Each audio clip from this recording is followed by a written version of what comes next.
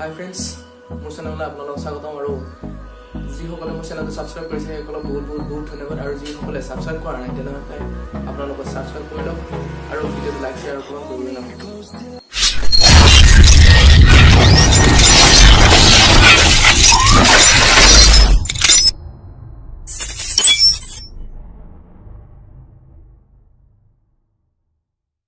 আজি আমাৰ আলোচনাৰ বিষয়বস্তু হৈছে ইউটিউব কি আৰু ইয়াৰ দ্বাৰা কি কৰিব পাৰি আমাৰ মাজত চিনাকি কৰি দিয়াৰ কোনো প্ৰয়োজন নাই কাৰণ আমি সকলোৱে জানো। কিন্তু আপুনি কেতিয়াবা ভাবি চাইছেনে যে ইউটিউব কোনে আৰু কি উদ্দেশ্যৰে বনাইছিল? এইটো জানিবৰ বাবে আমি কিছু ফ্লেশ্ববেকলৈ যাব লাগিব। 18 শতিকাত মনোৰঞ্জনৰ বাবে ড্ৰামা থিয়েটাৰৰ বাহিৰে একো নাছিল।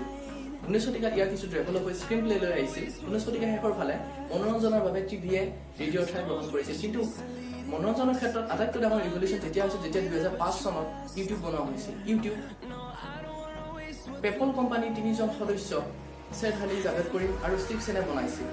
ইউটিউব প্ৰথমতে এটা অনলাইন ডেটিং চাইটহে আছিল যিটোৰ নাম আছিল টিউনিং হুকআপ।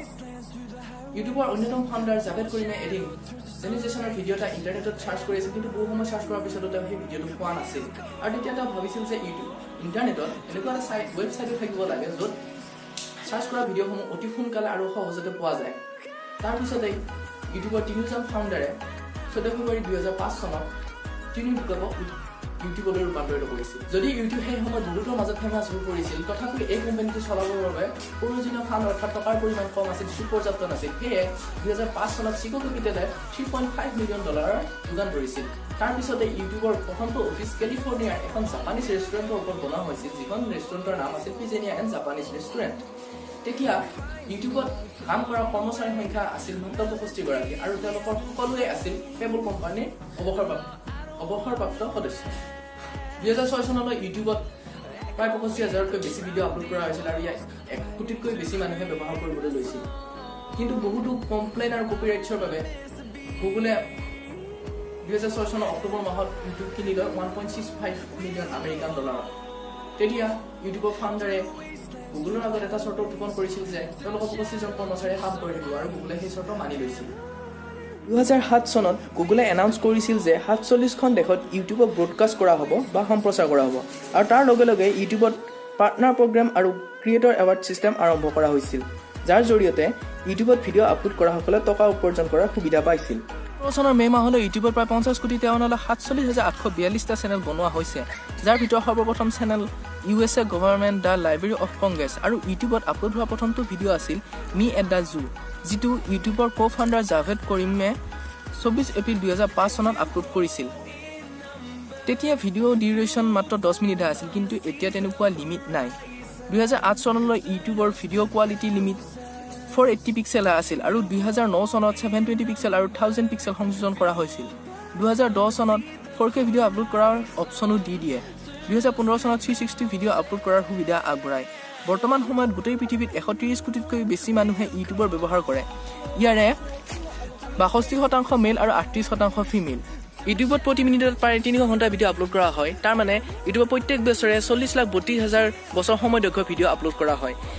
ইউটিউবত প্ৰত্যেক দিনে 500 কোটি ভিডিঅ' চোৱা যায়, য'ত মোবাইল আৰু টেবলেট ব্যৱহাৰকাৰীৰ সংখ্যা প্ৰায় 50% আৰু প্ৰত্যেক মোবাইল ব্যৱহাৰকাৰীয়ে গড় হিচাপত প্ৰকাশ কৰিলে তেওঁলোকে প্ৰায় 40 মিনিটকৈ সময় ইউটিউবত কটায়, য'ত তেওঁলোকৰ 20% ভিডিঅ'টো আৰম্ভণিৰ 10 ছেকেণ্ডতে ভিডিঅ'টো আকৌ টাৰ্ণ অফ কৰি দিয়ে।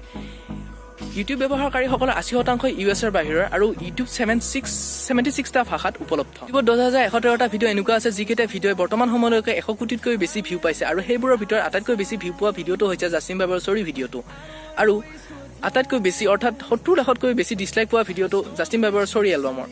ইউটিউবৰ আটাইতকৈ ডাঙৰ ইউটিউবাৰজন হৈছে পিউডিপাই আৰু তেওঁৰ এনুৱেল ইনকাম প্ৰায় 77 কোটিতকৈ বেছি হ'ব। আৰু এতিয়া আমি ক্ৰিয়েটৰ এৱাৰ্ড ছিষ্টেমৰ বিষয়ে কিছু জানো আহক। ইউটিউবত 1 লাখ ছাবস্ক্ৰাইবাৰ হ'লে silver play button, 10 lakh subscriber হ'লে গল্ডেন প্লে বটন, 1 কোটি ছাবস্ক্ৰাইবাৰ হ'লে ডায়মণ্ড প্লে বটন আৰু 5 কোটি ছাবস্ক্ৰাইবাৰ হ'লে ৰুবি প্লে বটন এৱাৰ্ড দিয়া হয়। বৰ্তমান সময়ত পিউডিপাই একমাত্ৰ ইউটিউবাৰ যাক ইউটিউবে ৰুবি প্লে বটন এৱাৰ্ড দিছে। 2007 চনৰ পৰা 2017 চনৰ ভিতৰত এই 10 বছৰত ইউটিউবে পাৰ্টনাৰ প্ৰগ্ৰেমৰ জৰিয়তে ইয়াৰ ক্ৰিয়েটৰসমূহক প্ৰায় 8,525 কোটি টকা দিছে আৰু ইয়াক চলাবলৈ প্ৰতি বছৰে প্ৰায় 40,906 কোটি 70 লাখ টকাৰ প্ৰয়োজন হয় আৰু 6% এডভাৰটাইজমেণ্ট গুগলে ইউটিউবত দেখায়, যাৰ দ্বাৰা গুগলে ইউটিউবৰ পৰা প্ৰতি বছৰে 35,888 কোটি টকাৰ লাভ কৰে। ইউটিউব বনাবলৈ মাত্ৰ 15 বছৰ হোৱা নাই যদিও এণ্টাৰটেইনমেণ্ট আৰু ভিডিঅ' শ্বেয়াৰিঙৰ বাবে ই পৃথিৱীৰ নাম্বাৰ 1 ছাইট। গুগলৰ CEO এৰিক স্মিথে কৈছে যে ইউটিউব টিভিতকৈ বহু গুণে ডাঙৰ, আৰু ই সত্য, কাৰণ বৰ্তমান সময়ত প্ৰত্যেক 10জন মানুহৰ 6জনেই এণ্টাৰটেইনমেণ্টৰ কাৰণে টিভিৰ সলনি ইউটিউব চাবলৈ ভাল পায়। আৰু এটা প্ৰেডিকশ্যন কৰা হৈছে যে 2035 চনলৈ সকলো মানুহে টিভি বাদ দি এণ্টাৰটেইনমেণ্টৰ কাৰণে ইউটিউবক আঁকোৱালি ল'ব। আজিলৈ এইখিনি তথ্যই আগবঢ়ালোঁ। আশা কৰিছোঁ ভিডিঅ'টো চাই ভাল লাগিল। গতিকে ভিডিঅ'টো লাইক, শ্বেয়াৰ আৰু কমেণ্ট কৰনা তো বনতা হে, তো প্লিজ ছাবস্ক্ৰাইব কৰিব চেনেলটো। ভিডিঅ'টো লাইক আৰু শ্বেয়াৰ কমেণ্ট কৰিবলৈ নাপাহৰিব। ধন্যবাদ।